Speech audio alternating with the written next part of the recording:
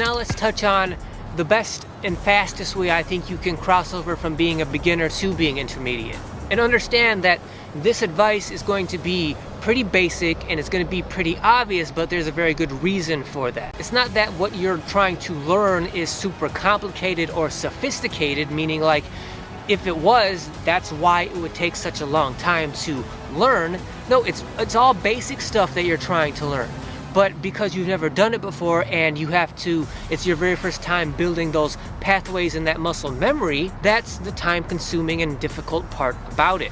That being understood, my advice for the best and fastest way you can go from being a beginner to an intermediate player is by being self-aware, right? And the biggest part of that is knowing what your strengths and weaknesses are. You need to be very honest and be aware of what your weaknesses are, what your worst weaknesses are.